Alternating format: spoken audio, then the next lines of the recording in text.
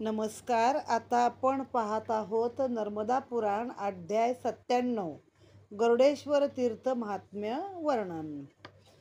त्वदीय पाद पंकजम नमामि देवी नर्मदे, महागभीर नीरपूर पापदूत भूतलम, ध्वनत समस्त पातकारी दारिता पदाचलम, जगल्लले महाभये मृकुंडूसून हर्म्यदे, त्वदीय पाद पंकजम नमामि देवी नर्मदे. हे सर्व पातकाचा संहार करणाऱ्या नर्मदे, तू तुझ्या भक्तांच्या दुःखाचे डोंगर छिन्न विछिन्न करतेस. जगाच्या प्रलयाचे भय ओढवले असता तू मार्कंडेय ऋषींचा सांभाळ केलास. हे देवी नर्मदे, मी तुझ्या चरणकमलांना वंदन करतो. श्री मार्कंडेय युधिष्ठिरास म्हणतात, राजन, गरुडेश्वर, कनकलेश्वर या दिव्य तीर्थांचे महत्त्व तुला सांगतो, ते ऐक. विष्णूचे वाहन असणाऱ्या गरुडाने नर्मदेच्या उत्तर तटावर अतिउग्र तप केले. हा पक्षीराज परभक्षी असताना सुद्धा उपवासी राहून केवळ नर्मदा जल ग्रहण करून दिव्य 10,000 वर्षापर्यंत अतिउग्र असे तप विष्णू प्राप्तीसाठी कठोर तपाचरण केले. पक्षी असून खरतर तप का करतो आहे, ही वार्ता कर्णोपकर्णी सर्व देवतांना कळली. अनेक देवतांनी गरुडेला साधनेपासून विचलित होण्यासाठी प्रयत्न केला. पवनदेव कधी सोसाट्याचा वारा आणायचा, अग्निदेव कधी ग्रीष्मकाळात वडवागणी लागायचे, म्हणजे आगी लागायच्या, सोसाट्याचे वारे व्हायचे. मेघ, पाऊस, मेघावर्त, तृणावर्त, महानाग यासारखे अतिवेगवान पावसाचा मारा या पक्षीश्रेष्ठावर करत. परंतु त्याने सर्व आघात सहन करून श्रीहरीला मनापासून आळवले. अतिकरुण अंतःकरणाने तो म्हणू लागला, हे भगवंता, आपण करुणाघन आहात. आपण भक्तांसाठी वैकुंठ सोडून भक्तांची चाकरी करता. भक्त आपणास जीवापेक्षाही अधिक प्रिय आहेत. भक्तापुढे आपणास लक्ष्मी माताही तृणवत वाटते. भक्तीने जो भक्त आपणास पत्र, फूल, जल, फळ इत्यादी गोष्टी, अगदी छोट्या छोट्या न्यूनतम सामुग्री जरी अर्पण केली तरी आपण त्याचा स्वीकार करून घेता. आपण त्याचा कधीही अपमान करत नाही, उपमर्द करत नाही. भावाने अर्पण केलेल्या भक्ताला आपण वैकुंठ, लक्ष्मी किंवा स्वतःही दान देण्यास मागे पुढे पाहत नाही. जो कोणी आपले भजन आनंदाने, थट्टेने, अनायासे, लोकव्यवहाराचे संकट आल्याने, घसरून पडल्याने, टिंगलटवाळी मस्करीमध्ये विरोध म्हणून या संबंधाने जरी तुमचे स्मरण केले तरी ते योग्य ठरवून आपण त्याला साधेसे फळ देता. जसे अंधारात ठेचकाळून पडल्यावरती एका ठेचकाळलेल्या दगडात दगड समजून तो हातात घ्यावा आणि विजेच्या प्रकाशात त्या दगडाचे रूप दिसावे, तर तो दगड नसून तो मौल्यवान परीस दिसावा, त्याप्रमाणे आपले गुढचिंतन करण्याची इच्छा नसताना देखील अनायासे आपले नाम ज्याच्या मुखात येते त्यास आपण सायुज्य मुक्ती देता, आपला दिव्य लोक देता. असे आपल्यासारखे दातृत्व असणारा अन्य दाता नाही. हे प्रभू, आपण शरणागत आलेल्या स्त्री, पुरुष, प्राणी, पशु, पक्षी अशा कित्येकांचा उद्धार केला आहे. आपण सदैव भक्त प्रतिपालक ब्रीद राखले आहे. आपण प्रसंगी स्वतःचा अपमान सहन करताना सुद्धा भक्तांना मात्र थोडा जरी त्रास झाला तरी आपले हृदय कळवळते. आपले रूप, गुण, यश, कीर्ती, औदार्य, धाम अनंत आहेत. आपणच सूर्य होऊन जगाचा आत्मा बनून चराचराचे पालन करता, म्हणून आपण जनार्दन आहात. आपण यज्ञातील यज्ञपुरुष, वृक्षात अश्वस्थ, हे सगळं भगवद्गीतेत कृष्णाने सांगितलेलं आहे. वृक्षात अश्वस्थ, मासामध्ये मार्गशीर्ष, प्राण्यामध्ये सिंह, गायीमध्ये कामधेनू, नक्षत्रामध्ये शशी, महर्षीमध्ये भृगु ऋषी, वेदामध्ये सामवेद, इंद्रियात मन, भूतांमध्ये चेतना, रुद्रामध्ये शंकर, देवर्षीमध्ये नारद, घोड्यामध्ये उच्चैश्रवा, दैत्यामध्ये प्रल्हाद, छंदामध्ये गायत्री, मुनीत व्यास, मुनींमध्ये कोण व्यासमुनी, नागामध्ये अनंत, सिद्धांतमध्ये कोण कपिल मुनी, सिद्ध म्हणजे सिद्ध मुनी असतात त्यामध्ये, यज्ञामध्ये जप, पर्वतात हिमालयात, अक्षरात मकार, कालात मृत्यू, वाणीत मौन असा तूच केशव पुरुषोत्तम आहेस. तुझ्या नामाचा उच्चार करणारे, मग ते मूढबुद्धी, पापी, दुरात्मे जरी असतील तरी त्यांना ब्रह्मऋषी, देवर्षी वा सिद्ध अवस्थेपर्यंत तूच पोचवितोस. त्यांचे सर्व लौकिक व्यवहाराचे ओझे स्वतःच्या खांद्यावर घेऊन त्यांचा योगक्षेम तूच चालवितोस. तुझे दिव्य नाम घेण्याचा अधिकार तू चारही वर्णांना सारखा दिलेला आहेस. या नामजपाच्या यज्ञाने प्रत्येकजण तुझ्यापर्यंत पोहोचू शकतो. कलियुगातल्या लोकांना तारण्यासाठी जे नाम तेच पराकोटीचे साधन राहील. ज्या काळात धर्मसंकटात येईल, आश्रम व्यवस्था बिघडेल, सामान्य माणसास धर्माच्या नावाखाली लुबाडले जाईल, माणसाचे तप, ध्यान, धारणा, समाधी अशा कठोर तपाचरणे करण्याची शक्ती मावळून जाईल, त्या काळात नामस्मरणाने, भक्तीचा नंदादीप तुझ्या नामस्मरणाने प्रत्येकाच्या हृदयामध्ये जागून तो भक्त तुझ्यापर्यंत येऊन पोहोचेल. आता कलियुगी अन्नमय प्राण आहे. आपण काय उपास तापास पण आपल्याला निभत नाहीत. मग आपण त्या उपासाला पण खिचडी खातो, फळं खातो, काय काय खात राहतो. पूर्वीच्या काळी लोक असं दारुण तप करायचे, उग्र तप करायचे. आपल्याला ते काही शक्य नाही आहे कलियुगामध्ये. मग आपण काय करायचं आहे, तर आपण नाम घ्यायचं आहे असं त्यांनी सांगितले. नामाने आपण आपल्या भक्तीचा आनंदादीप पेटवत ठेवायचा आहे. तप ध्यान कुठले आहेत? तप, ध्यान, धारणा, समाधी या कठोर गोष्टी आपल्याच्यानं काही होणाऱ्या नाहीत. मग आपण नामस्मरण चालू ठेवलं तरी आपण भगवंतापर्यंत पोचू शकतो. प्रत्येकाच्या हृदयात जागून तो भक्त तुझ्यापर्यंत येऊन पोचतो. हृदय कमळामध्ये जपाचा नंदादीप लावून वृत्तीचे कपाट पुढे करून घेतल्यास कामक्रोधाच्या वादळाच्या तडाख्याने या नामरूपी दिव्याचे कोणतेही नुकसान होणार नाही. म्हणजे आपल्या हृदयामध्ये हा नामाचा दिवा लावायचा. आणि कपाट म्हणजे दरवाजे. तर कामक्रोधाची जी कपाटं आहेत ती बंद करून टाकायची. वृत्ती म्हणजे आपल्या मनोवृत्ती सगळ्या, त्यामध्ये षडरिपू आले सगळे, ते बंद केलं की हे जे कामक्रोधाची वादळं आहेत त्याचा काही आपल्या त्या दिव्यावरती परिणाम होणार नाही आणि नामाचा दिवा काही विझणार नाही. म्हणून सकल संतांना नामाच्याच रूपाने तुझी सगुण साकार मूर्ती पूजनास मिळेल. तू जर पतित पावन हे नाव घेऊन, म्हणून घेऊन, अनेकांचा उद्धार करून सर्वांचे मनोरथ पूर्ण केलेस तर माझे करणार नाहीस काय? आता ही सगळी प्रार्थना कुणी केली एवढा वेळ? गरुडानं केलेली आहे. या गरुडाच्या भावसुमनांजलीवर श्रीहरी प्रसन्न झाले. म्हणजे देवाला 2 हस्तक आणि 3रं मस्तक. बाकीचे उपचार तुमच्याकडे असले तर करा, नसले तर नाम घ्या. या दिव्य भक्त हृदय निवासी श्रीहरी माता नर्मदेच्या काठी प्रगट झाले. हातात शंख, चक्र, गदा, अलौकिक असं प्रभा पसरलेली, गुलाबी रंगाची प्रभा असणारे, हातात कमळ घेतलेले, भरजरी शेला खांद्यावर घेतलेले, मौक्तिक कुंदकळ्या असणाऱ्या त्यांच्या दिव्य दंतपंक्ती म्हणजे मोत्यासारखे शुभ्र दात. मौक्तिक कुंदकळ्या म्हणजे असे सुंदर नाजूक एका रेषेतले. त्यांच्या मुखावर बालरवीचे तेज, ओठावर मायेने भुलवणारे, चित्त चोरणारे स्मित हास्य, गळ्यात कौस्तुभमणी ज्याच्या प्रकाशाने आणखीन एक सूर्य स्वतःच्या प्रभेने आपले आभा पसरवित आहे. भगवान श्रीहरी आपल्या विस्तीर्ण छातीवरील महर्षी भृगूंचा लत्ता प्रहार केलेली लांछनयुक्त जागा कौस्तुभमणी दूर करून तो खड्डा दिसावा अशा बेताने ते सरकवत कमरेस दिव्य मेखला, भरजरी पितांबर जो 10 दिशांना आपल्या तेजाच्या प्रभेने असा विस्तीर्ण करतो. समचरण म्हणजे समतल, दोन्ही पावलं समान, जवळजवळ, मागं पुढं काही नाही, तुमच्या धावाधाव नाही, जे चाललंय ते समान चाललंय अशी गोजिरी पावले धारण केलेला परमात्मा श्रीहरी गरुडासमोर प्रगट झाला. नामयोगी श्रीहरी यांनी सदाशिवाचा महिमा वाढवण्यासाठी नर्मदेच्या काठी आपले मनभावन मंगल पावन रूप प्रगट केले.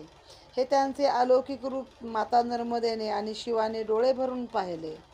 जसे स्वतःच्याच अंगावर दागिने आणि भरजरी वस्त्र परिधान करून आरशात पाहावे, तद्वत शंकरांनी नामस्मरण करून सदोदित विष्णू शंकरमय झालेले असतात. म्हणजे विष्णू काय करतात? शंकराचं नाव घेतात. शंकर काय करतात? रामाचं नाव घेतात. नर्मदेच्या समोर विष्णू रूपात प्रगट झाले. अर्थात शंकर आणि विष्णू यांच्या रूपात जरी भेद असला तरी अंतःकरणापासून दोघे शिवरूपच आहेत. श्रीहरी गरुडाला म्हणाले, वत्सा, मी तुझ्यावर प्रसन्न आहे, इच्छित वर माग. त्यावर गरुड म्हणाला, भगवान, मी तर अल्पज्ञ आणि अल्पशक्तिमान जीव आहे, पण मला आपल्या कृपेने आपले वाहन बनण्याचा आणि सतत आपल्या दर्शनाचा, सानिध्याचा, आपल्या सेवेचा लाभ मिळावा. तसे सर्व पक्षात मी श्रेष्ठ बनावे. हसून भगवान म्हणाले, तुझी अजून देहबुद्धी सुटली नसल्याने तुला आत्ताच वरप्राप्ती होणे शक्य नाही. असे म्हणून भगवान विष्णू अंतर्धान पावले. म्हणजे बघा, त्यात पण कसं बघायला लागतं, एवढा देवच दारात आलाय आणि तेव्हा आपलं काहीतरी मला सगळ्या पक्षात श्रेष्ठ कर, माझं आमकं कर, म्हणजे अजून कशावर आहे सगळं लक्ष देहबुद्धीवर आहे. मला तुझं वाहन करीतपर्यंत ठीक आहे. विष्णू म्हणाले, तुझी अजून काही देहबुद्धी सुटली नाहीये, तर मी आता काय तुला मिळणार नाही वरदान. गेले निघून. गरुड खिन्न झाला. मग आता त्याने माता कणकेश्वरी हिची उपासना करायला सुरुवात केली. विष्णू नाही तर लक्ष्मी. बायको पावले की ती नवऱ्याला आपोआपच सांगणार, द्या त्याला वर, आपोआप प्रसन्न होणार. तिची उपासना करायला सुरुवात केली. त्याने निराहारी राहून माता नर्मदेची आणि लक्ष्मीची प्रार्थना केली. माते, तूच सर्व गुण संपन्न आहेस. तसे पाहता प्रत्येक जीव अनेक जन्म फिरून आल्याने पूर्वीच्या जन्मातील दोषही त्याच्याबरोबर येतात. तसे पाहता मी एक तुच्छ पक्षी आहे. मला ते ज्ञान काय असणार, ज्यामुळे भगवंत प्राप्त झाल्यावर काय मागावे, हे मुळी मला समजले नाही. देहबुद्धी असल्याने श्रेष्ठ कनिष्ठ असा भेद राहिला. जसे राजाची कृपा झाली किंवा त्याने आपल्याला स्वीकारले तर काही मिळायचे शिल्लक राहते काय, प्रत्येक विभाग त्याचा होऊन जातो. मग मूर्खपणाने राजा सोडून एका विभागातील तुटपुंजी वस्तू घेण्याचा काय फायदा. तद्वत भगवंत प्राप्त झाले की श्रेष्ठत्व त्या पाठोपाठ येणार हे विसरून जाऊन मी पक्षात श्रेष्ठ होण्याचे मूर्खपणाचे प्रदर्शन करून वरदान मागितले. राजात प्रसन्न झाला की काय मागाल ते तुमचंच आहे ना. मग एकाच विभागातलं काहीतरी का मागा. तसं भगवान माझे स्वतःचे झाले होते, पण मी त्यांना पक्षामध्ये श्रेष्ठ कर असं मूर्खासारखं वरदान मागितलं आहे. माते, मला याचा खेद वाटतो आहे. अशी चूक माझ्याकडून कदापि होणार नाही. भगवंत जेथे असतील तेथे राहून त्यांची पडेल ती सेवा मी करीन. तू करुणावत्सल, भक्त प्रतिपालक, भक्त हृदय विहंगगामिनी आहेस. माझे शल्य तू जाणतेस. पुत्र जरी मूर्ख, दुष्ट, दुराचारी असला तरी माता त्याचा तिरस्कार करत नाही. तरी माते, झालेल्या अपराधाबद्दल क्षमा करून दर्शन द्यावे. असे म्हणून तो पक्षीराज नर्मदेच्या दिव्य चिखलात लोळू लागला. त्याच्या आक्रोशाने चिखल अधिक वाढला. त्याच्या भक्तीवर माता कणकेश्वरी प्रसन्न झाली. तिचीही पक्षाने स्तुती केली. त्यावेळी ती माता म्हणाली, वत्सा, ही तुझी साधना पूर्णत्वास पोचली. तुला हवा असेल तो वर माग. त्यावर तो म्हणाला, माते, आपणा समवेत मला सहवास मिळावा. भगवंताचा वेग आली त्यांना उचलण्याचे सामर्थ्य माझ्यात नाही. हे भक्ती सामर्थ्य माझ्या हृदयात निर्माण कर. या सेवेत तुझी कृपा असल्याशिवाय सर्व काही कार्य निष्फळ आहे. तेव्हा माता म्हणाली, वत्सा, तुझ्या अनुतापामुळे, अनुताप म्हणजे काय, माणसाला पश्चाताप होतो, अनुतापामुळे दोषांची पुनरावृत्ती होणार नाही. त्यात पण शाब्दिक फरक दिलाय हा दोन गोष्टीमध्ये, अनुताप आणि पश्चाताप. पश्चाताप म्हणजे काय, आपण काहीतरी मुळात गुन्हा केलेला आहे आणि मग नंतर आपल्याला त्याचं दुःख होतं की माझ्या हातून असं घडलं, तो पश्चाताप. आणि अनुताप म्हणजे काय, अनुतापामध्ये ती वृत्ती, आपल्या हातून काही गुन्हा पाप घडलेलं नसतं, पण एक वैराग्यशील वृत्ती होते काही कारणानं, त्याच्यामध्ये अनुताप असा शब्द आहे. अनुदिन अनुतापे तापलो रामराया. समर्थाने पण श्लोकामध्ये अनुतापाने तापलो असं सांगितलेलं आहे. अनुदिन अनुतापे तापलो रामराया, परमदिन दयाळा निरसी मोह माया. अचपळ मन माझे नावरे आवरिता, तुझं विणशी न होतो धाव रे धाव आता. यामध्ये आपल्याला कळतं अनुताप म्हणजे काय. तेव्हा माता म्हणाली, तुझ्या अनुतापामुळे त्या दोषांची पुनरावृत्ती होणार नाही. माझ्या आशीर्वादाने तू शक्ती संपन्न होशील. मायाधीश भगवंताचा लाडका सहचर होशील. गरुडाला अत्यानंद झाला. प्रसन्न चित्ताने तो म्हणाला, माते, तुझ्या प्रगट होण्याने मी धन्य झालो. तसेच ही भूमी देखील संपन्न झाली. म्हणून या ठिकाणी तुझा निवास असावा. तू इथे राहण्याने अनेक सद्भक्तांना दर्शन आणि लाभ होईल. त्यावर ती स्मित हास्य करून मातेने तथास्तु म्हटले. त्यावेळी गरुडाने तेथे 2 शिवलिंगांची स्थापना नर्मदा किनारी केली. त्यातील एकाला कलकलेश्वर आणि एकाला गरुडेश्वर या नावाने ती ओळखली जाऊ लागली. आता इथं थोडीशी टेंबेस्वामी यांची माहिती सांगितलेली आहे. टेंबेस्वामी महाराजांची मूर्ती इतकी विलक्षण होती की सामान्य साधकालाही भ्रम होत असे. ते ब्राह्मण आहेत की अन्य कोण असावेत असा संदेह तेथे वाडीला असताना, वाडीला म्हणजे नरसोबाच्या वाडीला असेल, तेथील ब्राह्मणांना देखील पडला होता. सूर्य जशी ढगाखाली आपली प्रभा झाकून ठेवतो त्याने चंद्र असल्याचा भास होतो. म्हणजे सूर्य ढगाच्या आड गेला की एकदम शीतळ पातळ होतो ना, एकदम चंद्र असल्यासारखा वाटतो. तसं महाराजांनी देखील आपलं जे विलक्षण तेज आहे ते झाकून ठेवलेलं होतं. तसेच लोकसंग्रहाकडे व वास्तवदांबाकडे ते गेले नाही कधी. म्हणजे लोक कसे आपल्या आताच्या काळातले बाबा बुवा बघा, आपला स्वतःचा उदो उदो कसा करायचा तो करून घेतात, पण टेंबे महाराजांचं तसं नव्हतं. आणि त्यांनी आपल्याला कुठली उपाधी लोकांनी लावू नये आणि आपल्या मागं कुठल्या सिद्धी मागण्यासाठी काय गोष्टीसाठी फिरू नये असं त्यांना वाटायचं. तर स्वतःचं ते झाकून ठेवणे म्हणजे काही असतं, सगळं येतं, विद्वान असतं, पण दाखवत नाहीत 4 लोकांमध्ये, अशी माणसं असतात. ते पण एक प्रकारचा त्यांचा हे जो कंट्रोल आहे स्वतःवरती तो पण एक प्रकारची लीलाच म्हटली पाहिजे. कारण काही नियम उघड असतात. जसे अग्नी म्हणलं की चटका बसणार, बर्फ म्हणले की थंडपणा येणार, दिवा म्हटला की प्रकाश येणार, कस्तुरी म्हटलं की सुगंध येणार. हे जसे परस्परापासून विलग करता येत नाही, तसं ज्यांना अष्टसिद्धी प्राप्त आहेत अशा माणसांचं तेजपुंजपणा खरं तर लपत नाही. तद्वत योग्यास स्वतःच्या लीला आकळता येत नाही. सर्व अष्टसिद्धी त्याच्या चरणावर लोळत अतिहीन कामेही अति आनंदाने करतात. जसे अनेक भोग भोगत असलेले दुरात्मे, नतद्रष्ट, पापी, पतित, अधर्म, धर्मभ्रष्ट, पिशाच्चे इत्यादी योनीत असलेले जीव महाराजांच्या सानिध्यात असलेल्या भूमीवर येऊन गेल्यास, तेथील जलप्राशन केल्यास, तेथील मृत्तिका कपाळी लावल्यास स्वामींच्या दृष्टीशिवाय देखील त्या सिद्धी परस्पर मुक्त होतात. आता हे जरा कठीण गोष्ट आहे. जेव्हा एखादा योगी काही अपेक्षा करतो आणि मोक्षाचा मार्ग बघतो, त्याच्यावेळी काय असतं तर ह्या अष्टसिद्धी आडव्या येतात. त्या मागच्या वेळी अष्टसिद्धी काय ते आपण सांगितलेल्या आहेत. अनिमा, गरिमा, लगिमा, त्या सगळ्या त्या अष्टसिद्धींची नावं आहेत. मग ह्या एकदा आपल्याला प्राप्त झाल्या की माणूस काय म्हणाल ते करू शकतो. कुणाला वाचासिद्धी, कोणी नुसतं नेत्रकटाक्ष टाकला तरी ती व्यक्ती बरी झाली, कोणी नुसतं बोललेला शब्द खरा होतो, कोणी म्हणजे असं आहे. सगळे ह्या सिद्धी आहेत. मग माणूस त्या सिद्धीमध्येच गुरफटतो, त्याला स्वतःबद्दल एक अहम निर्माण होतो की हां मी एवढं करू शकतो, माझ्यात एवढं आहे. आणि मग त्या अष्टसिद्धीच्या पण फेऱ्यात न अडकता जी व्यक्ती पुढे जाते ती मोक्षाच्या मार्गावरती जाते. मग आता स्वामी तिथं नसले तरी त्या भूमीवरती हे असे काही दुष्ट, दुरात्मे, पापी आत्मे, पिशाची योनीतली माणसं त्या सानिध्यात जरी गेले, तिथलं पाणी प्याले, तिथली माती जरी कपाळी लावली, तरी त्यांच्या दृष्टीशिवाय देखील ह्या व्यक्ती परस्पर मुक्त त्यांना त्या सिद्धी करतात. अशा अनुभूती अनेक लोकांना आल्याचे स्पष्ट आहे. तर त्यांच्या सहवासात येणाऱ्या जीवांना किती अनुभूती येत असेल. संतांचे जीवन, जन्म, कर्म हे सर्व दिव्य असते. त्यांची कोणतीही वासना शिल्लक राहिलेली नसते. ते नित्यमुक्त असतात. म्हणून त्यांना सच्चिदानंद म्हणजे कोणत्याही गोष्टीत ते आनंदी राहतात. ती पण एक प्रकारची हेच आहे खरं, सतत आनंदी राहणे पण एक भोगच आहे ना तो. पण ते सदा आनंदी राहतात दुःखात सुद्धा. त्यांच्यातूनच सच्चित व आनंद निर्माण होत.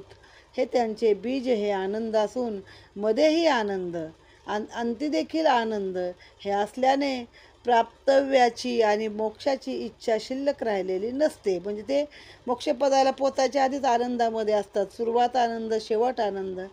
हीच भावातीत, शब्दातीत, देहातीत अवस्था देहात राहून अनुभवणारे ब्रह्मवेत्ते असतात. जशी नाव पाण्यात राहते पण ती पाण्यापासून अलिप्त असते. म्हणजे आत पाणी राहतं का तिच्या नाही राहत, पाण्यावर असते ती. पाण्यात राहते पण स्वतःमध्ये पाणी शिरू न देता इतरांना सही सलामत पैलतीरी नेऊन तिच्यात बसणाऱ्याचे कल्याण करते. तशाच पद्धतीने हे संत आपल्या सहवासात येणाऱ्या भक्तांना पैलतीरी नेऊन सोडतात. तेच अंतिम सत्य असून जीवाचे अंतिम ध्येय आत्मज्ञान असल्याचा आर्ष परंपरेने सांगितले आहे. ही परंपरा कळण्यासाठी बद्धांनी मुक्तांचे जीवन अभ्यासणे आवश्यक असते. म्हणूनच त्यांचे जीवन बंधने लोप पावल्यावर त्या अवस्थेपर्यंत कसे पोचले हा धडा गिरवण्यासाठी त्यांची चरित्रे, त्या स्थानाचे महात्म्य याचा अभ्यास आपण केला पाहिजे. प्रारंभी देहबुद्धी नष्ट झाल्याशिवाय आत्मबुद्धी प्रगट होत नाही. हे वाक्य मागच्या अध्यायात पण गेले. देहबुद्धी म्हणजे काय? आपले सगळे सुख, दुःख, आनंद, षडरिपू, राग, लोभ, मोह, मत्सर हे सगळं जेव्हा नष्ट होईल तेव्हा तुम्ही आतला जो आत्माराम तुमचा आहे त्याची बुद्धी तुमची जागृत होईल किंवा त्याचा आनंद तुम्ही घ्याल. जीव हा अत्यंत अजाण असल्याने आणि वारंवार आपले होणारे जन्म मृत्यू त्यामुळे त्याला कर्माचे भान राहत नाही. केवळ दिसत असलेले तेच खरे हे मानत असल्याने हे भासमान जीवन जीवाचा घात करते. आपल्या आजूबाजूला घडतं ते सारं आभासी जीवन आहे. त्याचे यथार्थ दर्शन, स्वची ओळख, आत्मानंद म्हणजे काय? स्वतःचा आनंद स्वतःला निर्माण करणे. तसं आत्मरूप आपलं माहीत करून घेणे म्हणजे काय आहे? तर आपण स्वतःच्या आत उतरणे. एक प्रकारे हृदयातून डोळे मिटून शांत बसा, 10 मिनटं बघा कसं वाटतं. स्वतःची ओळख पटायला थोडी थोडी सुरुवात होते. हे स्वची ओळख करून घेण्यात आहे. त्यासाठी जन्म मृत्यू यातील गाठ सोडवणे आवश्यक असते. ही ग्रंथी सोडवणे म्हणजेच त्या जीवाला साधना करणे हे क्रमप्राप्त असते. ही साधना करताना गुरूंचे सानिध्य, उपासना आणि प्रयत्न आवश्यक असतो. साधकाला प्रत्येक येणाऱ्या संकटावर मात करण्यासाठी निकराने साधना करण्याची आवश्यकता असते. त्यात प्रामुख्याने अनेक द्वंद्वे म्हणजे अनेक अडचणी समोर येतात. त्यातील सर्वात मोठे काम म्हणजे लोभ, अज्ञान आणि जडता या गोष्टी साधकाच्या समोर येतात आणि पुन्हा पुन्हा अधःपतन होत राहते. देह म्हणजेच मी मानणे हे सर्वात मोठे बंधन. हे बंधन घालवण्यासाठी संतांच्या सहवासात, त्यांच्या चारित्र्याच्या अभ्यासातून, शास्त्रग्रंथांच्या श्रवणातून हे जाणणे मोक्षाची ओढ त्यामुळे लागते. ही ओढ आणि त्यातील चिरस्थैर्यत्व म्हणजेच मोक्ष होय. आपण अगदी देवाला सारखं अगदी हलक्यात सांगतो अंती मोक्षाला ने, पण तो अंत आणि तो मोक्ष येण्यासाठी आपल्याला आधी किती काय करावं लागतं हे काय आपण लक्षामध्ये घेत नाही. यातून देह गौण ठरून आत्मतत्व हे शाश्वत करता आणि भोगता असल्याची प्रचिती येते. देह केवळ माध्यम, साधन, यंत्र असल्याचे स्पष्ट होते. जसे यंत्राचे चलनवलन दिसताना यंत्रच हे सर्व करत असल्याचे भासते, मात्र त्याचे चलनवलन त्याला पुरवल्या गेलेल्या विजेतून किंवा त्याला चालवणारा जो मनुष्य असतो त्याच्यामुळं ते चलनवलन यंत्राचं होतं. विजेतून झाले. न दिसणारी वीज हीच शक्ती आहे. मग आपल्या शरीरातील शक्ती काय आहे बघा. जर मृत व्यक्तीचं शरीर कितीही सजवलं, कोणत्याही अवस्थेत बसवलं तरी त्याचं काही शुद्धत्व, मंगलत्व वाटत नाही आपल्याला. चांगलं वाटतं का ते? मेलेलं शेवटी मडच म्हणतो आपण त्याला, किंवा त्याच्या रयात जाते. क्वचित जे साधू योग्य असतात त्यांच्या चेहऱ्यावर तेज असतं बघा, एक ऑरा असतो मेल्यावर पण. तर योगशास्त्रामध्ये वृत्ती थांबल्याशिवाय तुमची अंतर्मुखता वाढत नाही. त्रिदोष प्रित्यर्थ अनेक गोष्टींचा विचार करणे आवश्यक असते. आपण मागच्या वेळेस बऱ्याच वेळा बघितले. शारीरिक त्रिदोष, मानसिक त्रिदोष काय आहे? वात, पित्त, कफ हे जसे शारीरिक आहेत तसे 3 गुण काय आहेत अजून आपले? सात्विक आहे, तामस आहे, हे त्रिगुण झाले. रज, सत्व आणि तम असे 3 हे गुण आहेत. आता हे त्रिदोष प्रित्यर्थ काय करायचे? आपण आपल्या वृत्ती अति चंचल असतात. आपल्या मनात सतत नुसते विचाराचे प्रवाह वाहत असतात. मग त्यातून आपलं मन पहिलं अलिप्त करायला लागतं. त्यामध्ये सात्विक वृत्ती अति सूक्ष्म असते. हीच अध्यात्माचा मूळ गाभा आहे. ती सांभाळण्यासाठी साधकाने प्रयत्न केले पाहिजेत. ते 10 गुण कुठले आहेत? अन्न सात्विक असावे. तामसी अन्न नाहीच, ते नॉनव्हेज आणि ते जीवाचं हनन करायचं आणि ते जीवाचं आपण चवीनं खायचं ते जाऊ द्या. आणि आजकाल तर किती अन्नाचे प्रकार इतके आहेत की माणूस त्याच्यामध्ये अडकतोच.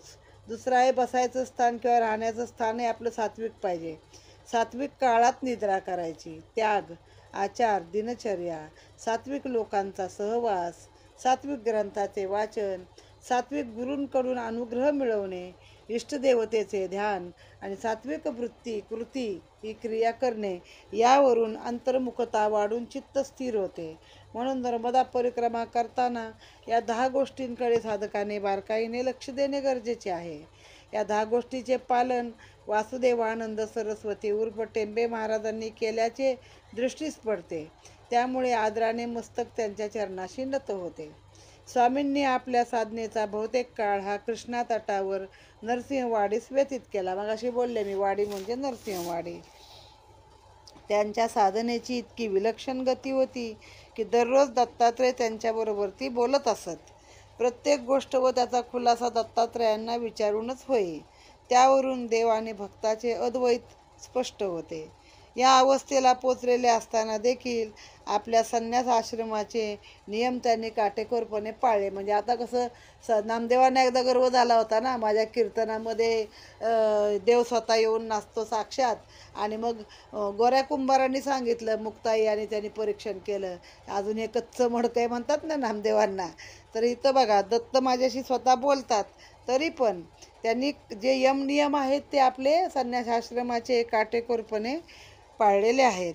महाराज भिक्षेला जाताना कोणी नमस्कार केला वा कोणी शिवले तर ते त्या दिवशी अन्नग्रहण करत नसत. म्हणजे संन्यासाला ते मानपान घ्यायची सवय नाही, संन्यासाला नमस्कार करायचा नसतो. आपल्याला साधू आणि संन्यासी यातला फरक कळत नाही, आपण सगळ्यांना करतो. त्यादिवशी ते खायचे नाही. संन्यास आश्रमाप्रमाणे ते केवळ 8च घास खात. तसेच शौच मूत्रविसर्जन झाल्यावर स्नान करत. म्हणजे जेवढ्या वेळा ते मूत्रविसर्जनाला जात तेवढ्या वेळा ते स्नान करत. नदीचे पात्र उन्हाळ्यात 4-4 किलोमीटर दूर असून स्नानासाठी पायात न घालता रणरण त्या उन्हात ते जात असत. त्यांनी कोणत्याही शिष्याची सेवा घेतली नाही. ते सर्व कामे स्वतःच करत असत. त्यांनी आपल्या संपूर्ण आयुष्यात गाडीतून प्रवास केला नाही.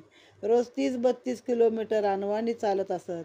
एका उपरण्याशिवाय दंडकमंडलूशिवाय कोणत्याही वस्तूंचा संग्रह त्यांच्याकडे नसे. ह्याला काय म्हणतात? अपरिग्रह.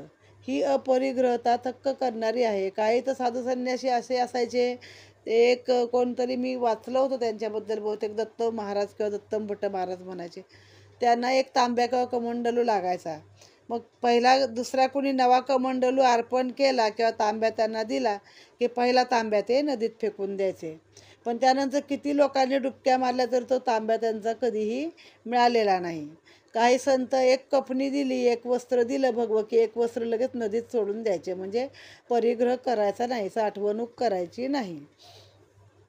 एका गावात 3 दिवसापेक्षा जास्त काळ राहू नये, कोणाशी सलगी करू नये असे असंख्य नियम त्यांनी पाळले. स्वामींचे विद्यावैभव सांगणे म्हणजे सूर्यास चिलटाने मुठीत घेतले असे म्हणण्यासारखे आहे. स्वामींचे व्यक्तिमत्व विलक्षण असून विद्वत्ताही अचंबित करणारी होती. त्यांनी तत्वजिज्ञासा, वेदांत, आयुर्वेद, अष्टविकृती, ज्योतिषशास्त्र, तंत्रविद्या, मंत्रशास्त्र, पुराणे, आरण्यके, ब्राह्मणके, म्हणजे आपल्याला हे माहीतसुद्धा नाही काय काय. आपल्याला फक्त 6 शास्त्र आणि 18 पुराणं माहिती आहेत.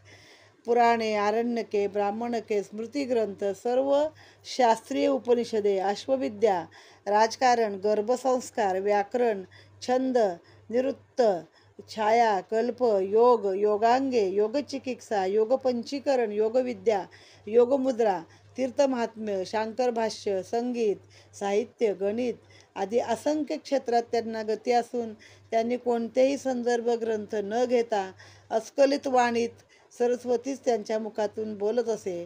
त्यांच्या सांगण्याप्रमाणे आपल्या करकमलाने ते अद्वितीय अक्षरे उद्भूत करते आहे असेच त्यातील शब्दचापल्य लोकांना वाटत असे.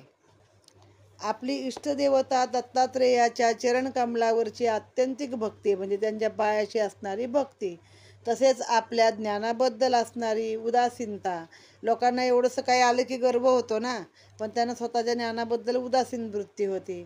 विनम्र वृत्ती, साधकास अंतर्मुख करणारी असून मिळवलेले यशही कसे सद्गुरूचरणी अर्पण करावे, हे त्यातून मिळणारा आनंद कसा, अनुभव कसा ग्रहण करावा याचे साधकाला जणू बाळकडू ते देत असत. कोठेही आपल्या ज्ञानाचा गर्व, सांपत्तिक लाभाची व शिष्य संग्रहाची कोणतीही लालसा नसल्याचे दाखवून तोच आदर्श इतरांनी घेण्याचा परामर्श देऊन आचार्य शंकराचार्यांच्या गुरुपरंपरेचा, धर्मसंस्थापनेचा ध्वज गर्वाने स्वाभिमानाने यावच्चंद्र दिवाकरो म्हणजे जोपर्यंत सूर्यचंद्र आहेत तोपर्यंत नवे नवे हाच अंतिम आणि अक्षय असल्याचे सिद्ध केले आहे. त्यांचे चरित्र चारही पुरुषार्थ सिद्ध करणारे असून देव आणि भक्त यांच्या नात्यातील ज्ञानोत्तर भक्ती जी ज्ञानेश्वरांना, तुकारामांना, शंकराचार्यांना, मध्वाचार्यांना अभिप्रेत आहे तीच प्राप्त हो. असा आदर्श आणि नेमके भक्ताने देवाकडे काय मागावे असा पाठ स्वामींनी शिकवला. संन्यास आश्रमात चातुर्मासात संन्याशांनी मार्गक्रमणा करू नये ही शास्त्राज्ञा पाळून भारत भ्रमण केले. त्यातील विलक्षण सौख्यकारक अनुभव त्यांना नर्मदा किनारी आला. येथे त्यांना नवनवीन विषयाची कवित्वाची स्फूर्ती झाली. आता इथं कवित्व म्हणजे कविता नव्हे तर वेगवेगळ्या विषयावरती केलेलं भाष्य, लेखन, ग्रंथ. ब्रह्मवादिनी नर्मदा मैयाने लोकोपकारार्थ नवनिर्मिती आणि उत्तुंग विद्यावैभव आज्ञजनास भवसिंधू तरुण जाण्यास आणि वेदोनारायणाची शास्त्रमर्यादा परंपरा सांभाळण्याचा आदेश स्वामींकडून दिला गेलेला आहे. संन्याशाने चातुर्मासात एका जागी राहावं, कारण तो भक्तीचा 4 महिने आहेत ना ते, मग ते पाळून 4 महिने एका जागी राहून त्यांनी अख्खं भारत भ्रमण केलेलं आहे. दत्तात्रेयांना देखील नर्मदा मैयाच्या काठावरच स्वामींनी निवास करावा असे वाटत होते. म्हणून गरुडेश्वरी आपण राहावे असे ध्वनित दत्तात्रेयांनी केले. स्वामींनी तेथूनच दत्तपरंपरा वृद्धिंगत करण्यासाठी अनेक शिष्यांना आपले अमोघ तत्त्वज्ञान आणि ज्ञानामृत पाजले. मग दत्तात्रेयांनीच त्यांना सांगितलं की तू नर्मदेच्या काठी राहा आणि गरुडेश्वरी राहा. आपला आता गरुडाचं आख्यान चाललंय ना, मग तिथं हे स्वामी टेंबे स्वामी राहिलेत. अनेक शिष्यांना त्यांनी ज्ञानदान केलेलं आहे. त्या परंपरेतील हिमालयालाही लाजवणारे स्वामी महाराजांचे पुढे अनेक शिष्य तयार झाले. त्यांनी काय केलं, दत्तांची परंपरा पुढे वाढली पाहिजे यासाठी अनेक शिष्य त्यांना आपलं अमोघ असं तत्त्वज्ञान दिलं, ज्ञानाचं अमृत पाजलं. मग त्याच्यामधनं त्यांचे किती शिष्य तयार झाले पुढे? गांडास्वामी, गुळवणी महाराज, नाना महाराज, तराणेकर, रंग अवधूत स्वामी, सीताराम महाराज, बाळासाहेब वैद्य, बेलसा येथील गोविंद पंडित असे होते. त्यातील गुळवणी महाराज आपल्याला माहिती आहेत, गोविंद पंडित माहिती आहेत, रंगावधूत स्वामी पण आपल्याला माहिती आहेत. बाकीचे स्वामी ज्या त्या ठिकाणी कोण कोण आपले आपले असतात सिद्ध प्रसिद्ध. हठयोगाचा अभ्यास पूर्ण केला कोणी? गुळवणी महाराजांनी. गुळवणी महाराजांचा मठ आहे बघा पंढरपूरला. गुळवणी महाराजांनी हठयोगाचा अभ्यास पूर्ण केला. त्यांना खेचरी मुद्रा आत्मसात केली. स्वामींच्या समाधीनंतर त्यांच्याच आज्ञेने बंगालचे सुप्रसिद्ध संन्यासी लोकनाथ तीर्थ यांच्याकडून शक्तिपात दीक्षा ग्रहण केली. खेचरी मुद्रा म्हणजे काय? समाधी अवस्थेमध्ये आपल्या 2 भुबयाच्या मध्ये नजर लावून बसायचं. हे सगळे हठयोगाचे प्रकार आहेत. नासाग्री दृष्टी म्हणजे नाकाच्या फक्त शेंड्यावरती नजर ठेवायची, कुठं बघायचं नाही. खेचरी मुद्रा म्हणजे 2 भुबयाच्या मध्ये नजर लावायची. तर हे सगळं त्यांनी टेंबेस्वामी गेल्यानंतर गुळवणी महाराजांनी बंगालचे एक जे कोणी संत होते आलेले त्यांच्याकडनं ह्या मुद्रा शिकल्या, शक्तिपात दीक्षा ग्रहण केली. भारतच नव्हे तर सर्व विश्वात त्याचा प्रचार आणि प्रसार केला. आजही त्यांच्या परंपरेतील दत्त महाराज कवीश्वर, नारायण महाराज ढेकणे, दत्त महाराज कवीश्वर पण मी पाहिले तर प्रत्यक्ष एका मैत्रिणीच्या मुलीच्या लग्नामध्ये आशीर्वाद द्यायला आले होते. दत्त महाराज कवीश्वर, नारायण महाराज ढेकणे यांनी परंपरा पुढे चालवली. गुरु दत्तात्रेयांनीच स्वामींना असे सांगितले की नरसोबावाडी, गाणगापूर याहीपेक्षा गरुडेश्वर हे स्थान अधिक पुण्यकारक आहे. चिरकाल वास्तव्य आणि भक्तांना तत्काळ परमसुखाची, आनंदाची मनोकामना पूर्ण करण्याची वृत्ती देते आहे. ते म्हणजे गरुडेश्वर तीर्थ आहे. म्हणून स्वामी महाराजांनी दत्तात्रेयांच्या सांगण्यावरूनच तेथे विश्रांती स्थळाची जागा निवडली. मग त्यांची समाधीच आहे वाटतं, आश्रम पण आहे तिकडे, समाधी पण आहे.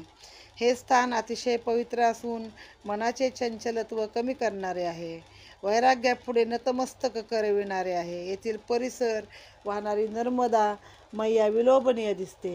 येथील दत्तमूर्तीचे ध्यान प्रसन्न असून त्रिविध ताप संपविणारे आहे. दत्तभक्ताचे हे जणू वैकुंठ धामच आहे. परिक्रमावासी येथे जाऊन कृतार्थतेचा अनुभव घेतात. त्याप्रमाणे आजही परमचैतन्यदायक शांतीचा अनुभव करून देणारे, अंतःकरणातील मालिन्य घालविणारे, अंतरंगातील गुरुभक्ती वाढवणारे असे आणि लोकांना भक्ती अमृत पाजणारे हे मंगलस्थान नर्मदा किनारी सद्भक्तांना ज्ञान देते. वैराग्य, विवेक, धाडस अशा अनेक दैवी गुणाचे दान देण्यासाठी हे तेथे समर्थपणे उभे आहेत. असा गरुडेश्वर तीर्थ नावाचा हा अध्याय येथे सुफळ संपूर्ण. नर्मदे हर. अध्याय 97 समाप्त.